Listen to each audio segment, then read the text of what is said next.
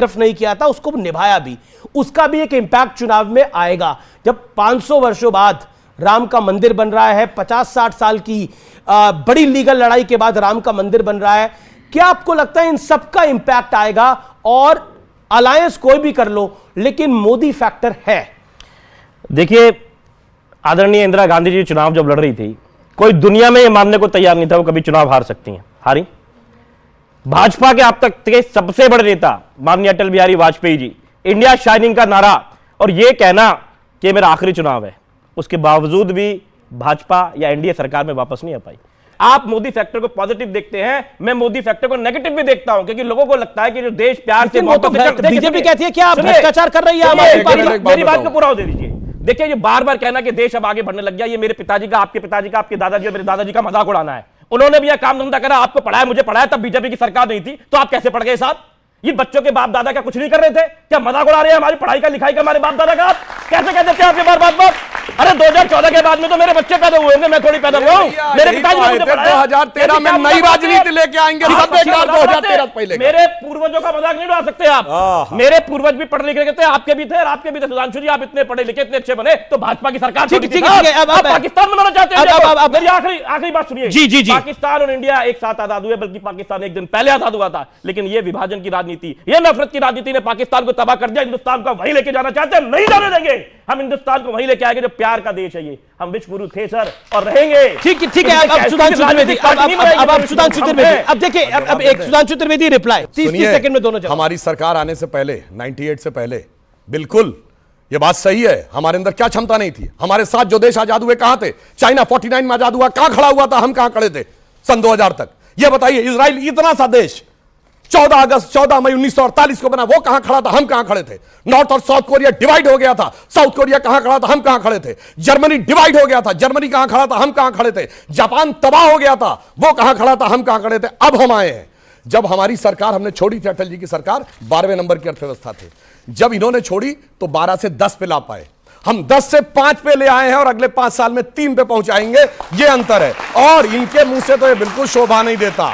यही कहते थे 2013 में जब आए, हम नई राजनीति लाएंगे, पिछले वालों ने सब कुछ गड़बड़ किया है जी, ये सब मिले हुए हैं जी, ये आपस में एक दूसरे पर कार्रवाई नहीं करेंगे जी, और हम तो वो हैं, हमें चाहिए जन लोकपाल। टोपी ओपी हो गई गायब। वो कहते थे कि जैसे ही आरोप लगे वैसे ही इस्तीफा देना चाहिए, अब कह रहे एजेंसी का दुरुपयोग हो रहा है। तो सबसे पहले तो इन्होंने ही कहना शुरू किया था सारी संसद चोर है, राजनीति में नहीं आएंगे, कांग्रेस का साथ नहीं लेंगे, गाड़ी नहीं लेंगे, बंगला नहीं लेंगे, सिक्योरिटी नहीं लेंगे। तो भैया मजाक तो आपने अपना उड़वा लिया है कि सब कुछ कहा भी हो, ले भी लिया है। लेकिन मैं उस विषय पे आता हूं। अब आम आदमी पार्टी, एक सेकंड, आम आदमी पार्टी कह रही है कि आप केजरीवाल को, अरविंद केजरीवाल को अंदर डालना चाहते हैं, वो विपासना करने गए। हमारी क्षमता थी वो बता रहे हैं। कांग्रेस का दिल्ली में केजरीवाल साहब ने कहीं सिग्नेचर शराब नहीं में किया, घोटाला किया है, केजरीवाल पे कार्रवाई होनी चाहिए। और केजरीवाल जी का आधिकारिक बयान है छत्तीसगढ़ में कि भूपेश बघेल ने भयंकर भ्रष्टाचार किया, उन पे कार्रवाई होनी चाहिए। तो भैया आप कांग्रेस के पक्ष में बोल रहे हैं दिल्ली में या अगेंस्ट में बोल रहे हैं? पहले ये स्पष्ट कर दीजिए। अरे हम न्याय के पक्ष में बोल रहे हैं भाई। गुफाओं में कैमरे लगे हैं, जिस गुफाओं में कोई नहीं जाता वो कैमरे लग जाते हैं। कमाल है, कहां से कैमरे आ जाते हैं?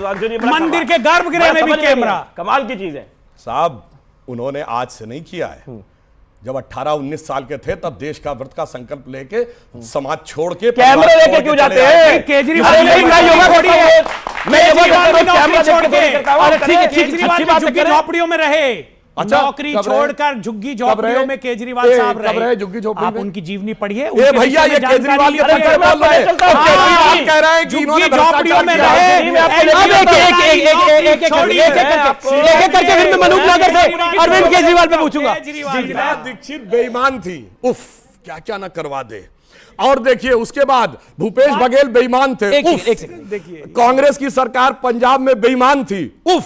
और जो केजरीवाल जी का बयान है, अरे भाई सोनिया जी, राहुल जी, शरद पवार जी, उनके बारे में कि ऐसा आदमी बाहर कैसे घूम रहा है, इसको जेल में होना चाहिए वगैरह वगैरह।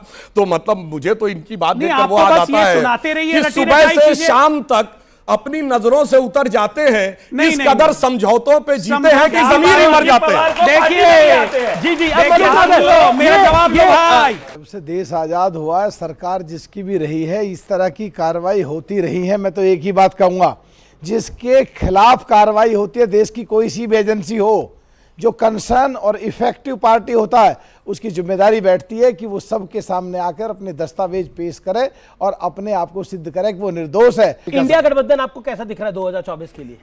पंजाब में कांग्रेस की और आप पार्टी की लड़ाई, इसमें हरियाणा में आपकी लड़ाई और कांग्रेस की लड़ाई, दिल्ली में आपकी लड़ाई कांग्रेस की लड़ाई, छत्तीसगढ़ में आपकी लड़ाई कांग्रेस की लड़ाई, मध्य प्रदेश में सपा की लड़ाई और कांग्रेस की लड़ाई, राजस्थान में आरएलडी की लड़ाई और कांग्रेस की लड़ाई, और साउथ में जिन्होंने सनातन के खिलाफ बोला, पूरे देश के लोग 75-80% मजबूरी में कांग्रेस की उनसे लड़ाई होनी, कांग्रेस अलग करेगी। मुझे तो लगता है 31 तारीख तक जब केजरीवाल जी ने और ममता जी ने जो अल्टीमेटम दिया है, ये सीटों के बंटवारे पर ही लड़ेंगे। मुश्किल लगता है ये गठबंधन आगे चल पाए, ये आगे चल पाएगा। ओके, इंडिया गठबंधन का भविष्य खराब नजर आ रहा है। देखिए, ये एक पॉइंट आया, एक बड़ा लॉजिकल पॉइंट मुझे याद आता है कि मैं कहना नहीं चाहता, लेकिन हमारी बहन जी ने एक बार कहा था, तिलक तराजू और तलवार मारो इनके जूते चार। आपको याद होगा, आप उसी पार्टी से। ठीक है, मैं ठीक कर दूं भाई साहब, प्लीज। उसके बाद में बिल्कुल मैं कह रहा हूं, लेकिन जब मौका आया तो ये भी कह दिया कि हाथी नहीं गणेश है, ब्रह्मा विष्णु महेश है। तो मलूक भाई से मेरी रिक्वेस्ट है, आप मेरे बड़े भाई हैं, कल को कहां पैतरा बदल जाए, आपको इधर भी आना पड़ सकता है, तो एक तरफा ना दिखिए।